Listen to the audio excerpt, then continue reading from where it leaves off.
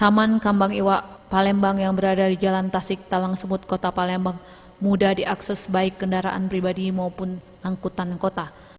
Taman ini masih menjadi tempat favorit masyarakat untuk menghabiskan waktu liburan bersama keluarga, teman, atau komunitas di akhir pekan. Masyarakat dominan berolahraga, lari pagi hingga senam, serta menikmati puluhan kuliner UMKM yang tersedia di lokasi tersebut.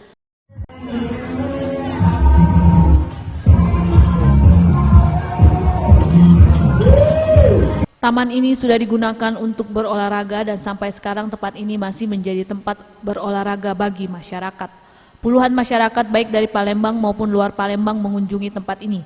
Terlihat berbagai kegiatan masyarakat di Taman Kambang Iwa ini, mulai melakukan jogging, senam bersama, berburu kuliner, dan hanya duduk santai menikmati danau buatan Kambang Iwa yang indah.